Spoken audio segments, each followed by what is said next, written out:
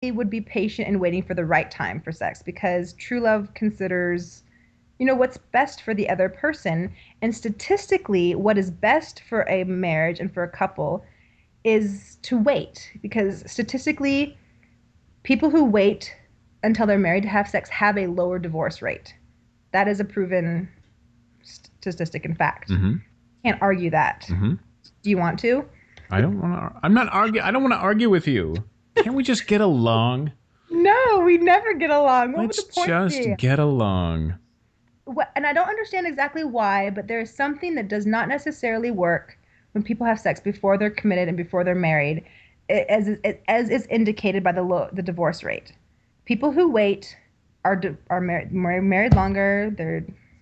It's just, yeah. It's just, yeah. It's just, yeah. It's just. And the other thing is, I love the whole. Well, when a couple is dating, once you bring sex into the equation, you really don't get to know who they are. I think even like when you're a teenager, it kind of dominates the relationship. Research indicates that couples who live together before marriage, they're twice as likely to divorce within the first 10 years. And these couples also have higher rates of, like I was reading online, of domestic violence and affairs. And so that in and of itself is a reason to wait just to give your marriage a better start. What about just having premarital sex, but not with the person you're going to marry? Well, the majority of people that have sex outside of marriage usually don't end up marrying each other. So no. Listen, what I'm saying. I'm saying you sow your wild oats. You have sex with a few different people, and then you find this other person. You don't have sex with that person, and you wait until you're married. Well, I don't know. Maybe some things work for some people, but overall, the broad spectrum that has been shown to not work. Those couples, even the ones that you don't have sex with until you're married. I don't know. I'm not familiar with that situation. I'm just saying there's always exceptions. Nothing's black and white. And so when you pull out statistics like this, I always challenge it because nothing is ever 100% across the board. You can't just make a blanket statement and say, look, it's always wrong. Look, humanity wouldn't have gotten where it is today if premarital sex had been the norm. It was instituted by religious practices. It wasn't around a million years ago in early hominid development. When I look at whenever I'm kind of questioning something, I look at the pros and the cons. Like, what happens because of it, and what happens, like, what are the good and bad that come from it? And I look at the bad that comes from premarital sex is, I was looking at the increased rates of unwanted pregnancies, STDs. It's gone through the roof. It's just, there seems to be so many negative things that come from it. And I really don't ever see a lot of positive things that come from it. And yeah, I'm done. That's it. And we thank you for joining us. I always have the most eloquent conclusions. And yep, I'm done. We're going to wrap this one up. Hope you join us for the next show. I don't know why. I've just been feeling a little feisty today. So I think you caught me on a bad day when I'm just feeling a little angsty. And I'm just having fun. So we know that premarital sex was imposed by religious doctrine. Yes. Which was about 3,000 years ago. Yes. A fraction, a blink of an eye in terms of hominid development. We obviously have survived a million years of development, not adhering to the idea that we must abstain from premarital sex. Do you not see how this is it's a ploy by religious conservatives to preserve the family unit because that's the agenda of the church, right? Is to grow their flock. The agenda of the church is to grow their flock, to grow their numbers. You do so through promotion of a family.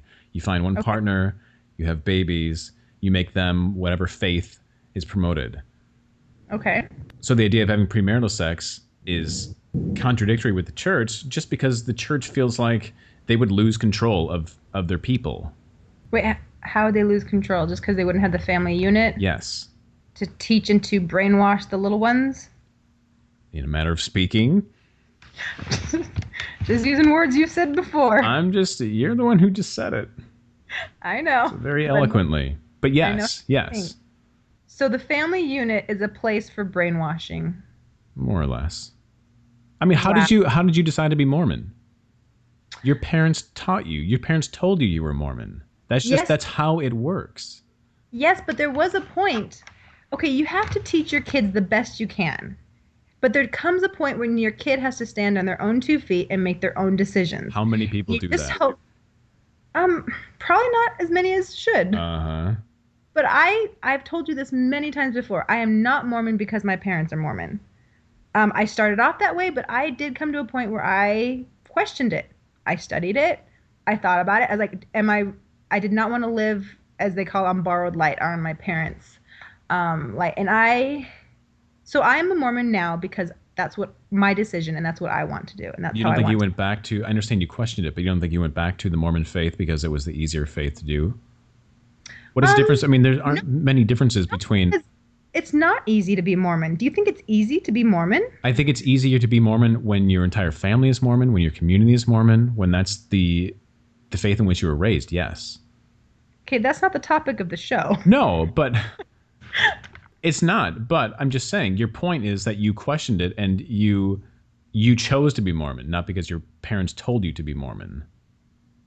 I'm Yes. saying you went back specifically to the Mormon faith because it's easier Well, in your circumstances. and you say went back. I didn't really leave, but I So did then, so then you didn't question it. really question it. No, I questioned it. Okay. Well, But we are off in another tangent. okay, my conversion story can be another show. Yes. And actually, that kind of would be interesting to hear about your loss of faith and how I found faith. Like Sure. how you, that would be kind of interesting. I want to hear the whole All story. right, we'll do that. I want to hear how you ended up to be such Join us next time. such a charming I individual. am charming. No, you're a good friend and you're a good person to have in your corner, but you are fun to argue with. I had premarital sex, I didn't. and I turned out okay. I think I turned out better. Really? I'm just I kidding. don't know. I think. Just kidding. I just kid friend. Mhm. You know what though? I do have to say I am glad that I waited and I like my life now and I'm happy with the life decisions I made and I don't regret any bit of it. But how do you know what it would have been like if you did give into? Okay, this is the whole I mean, dumb like how do you know if you've never had drugs or if you've never had alcohol? I think drugs and alcohol are a little bit different. I've never been I, shot in the face either. but you know you wouldn't want that, right? Yeah, but I'm just saying that's a little bit different than sexual Okay, intercourse. I don't have to make mistakes myself to see the You're consequences. assuming sex is a mistake. A good example is my best friend, one of my best friends, my neighbor, who chose to live a completely different lifestyle. Up until about high school, we were really close and did everything together. And then in high school, she just decided she wanted to party and just live a different life choices than I did. I was a good kid, and she went off and partied and ended up having 3 kids out of wedlock. She still, to this day, lives with her mother. Is not in a relationship with anyone, but has 3 kids with 3 different dads. And when I look at her life and I look at mine, I'm glad I chose to be a little more cautious. Hmm. And I'm not living with my mother and my 3 children and having no education and no way to provide for them. And I just feel like there are so many more benefits that come from waiting that it's just not worth the risk to end up with that life. It wasn't worth it to me. Again, though, I have a college Yes. education. Yes. Okay, and it's a little different for guys and girls. I have a good Girls, life. yeah, that's yes, you do. I Have had a good. premarital sex. Okay, it doesn't ruin everybody. That's exactly what I'm saying. You can't just say premarital Okay, sex is it's all or nothing. It's but I feel like you have to have some, with kids especially, you have to have some clear guidelines. You can't tell them, you know what, if the situation's right, if you really love them, if you're really feeling it, it's okay. I think with children, you have to have firm standards and firm right and wrong. And that's why I'm going to teach my kids black and white growing up. But even though there are shades of gray, I do believe that. And as I'm growing older, I believe there are more and more shades of gray. But my ability to interpret and to understand those shades of gray has increased. I would not have understood those same shades of gray when I was a teenager. There's no way I would well, have had that's that. just you. You can't say that No, again for every teenager. yes, but I was also very mature for my age. Hmm. I was a very mature teenager. I was a very mature young adult. I, if anything, was on the more mature end of the spectrum. Mm-hmm. And actually, yes, you can't compare me to everyone else because I wasn't like everyone else. I actually, I was much more thoughtful, much more introspective. I questioned a lot of things. But in the end, I knew that that was how I was raised, that premarital sex was a bad idea. And I didn't because that's how I was raised, and it was a religious belief. And now that I'm older and I look back, I can see all the other reasons for why it was a good idea outside of my religious perspective. And so I'm glad that even though I think back then if I didn't have that religious perspective, I wouldn't have waited. And who knows where I would be? Maybe I would be like my neighbor and be living at home with no education with a couple kids. But I didn't, and religion helped give me those guidelines and helped keep me along a path that led to the life that I live now and that I enjoy today. You don't think you could be capable? You're still who you are, regardless of if you have sex or not. I think, I think it changes you. I'm sorry, you cannot. Look, I think maybe the perspective may just be the fact that you're a woman, I'm a guy. We have different views on it. I think that might skew our opinions a little bit.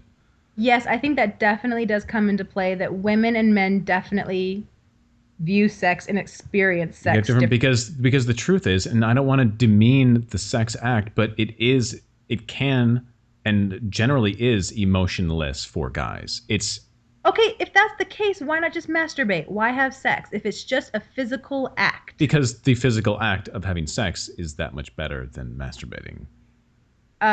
It's the same function. Yes, but it's an emotional response. It's an emotional thing, and that's why the emotions make it better. No, it feels better. Are we actually just talking? Yes. I'm saying it is not, I don't believe that maybe from the male perspective it is, but it is an emotional thing. And I think, yes, that is part of our difference, not necessarily Mormon and the atheist, but also the male and the female perspective. Right. So yes, that does come into play. It's too bad that you are a woman on the side of... It's too bad that I'm a woman? It's really too bad that you're a woman. No, okay. It's too bad that you're a woman a religious woman on the side of not having premarital sex, because it might be different if you were, say, a guy on the side of not having premarital sex. And because I think we need that perspective. Okay, well then I guess you need 2 more people. You need let's just have a round table. Let's just make this thing a whole party. I think we need another female atheist and a male Mormon to join the program. Maybe when we really get down to it, it's not so much a religious perspective. It's just you and me, boy and girl. Isn't this fun? Whole format, boy, we thought it was all about the Mormon. This has been a farce this whole time. We just need to call the show The Boy and the Girl. Boy and the Girl. I like that title better. Okay. There's one more avenue I want to just... All right. What's the avenue? Let's say worst comes to worst. Worst comes to worst. Okay. The show ends. No. No. Worst comes to worst. A couple divorces. Yes. And another couple divorces. Okay. 2 divorcees meet one another, trying to rebuild a new life. And let's say the divorces it was circumstances beyond just, it's not just they weren't willing to work at it. There were some legitimate problems. Maybe somebody was alcoholic, whatever it is. But so your question is, do they wait to have sex? 2 divorcees meet up. They have a lot in common. They feel like they're going to have a meaningful, lasting relationship together. They do want to get married. Do they have to wait as well to have premarital sex? What is your stance on that? I, of course, would say that's ludicrous. I have not really thought about that situation, but I would say across the board, it is better to wait. I feel like there are so many more advantages to waiting. And especially when you're dating and getting to know somebody, to not have sex cloud your judgment and to be able to really get to know who they are, I would still be a proponent of waiting. Because you think... It doesn't hurt anything to wait, does it? Is there any...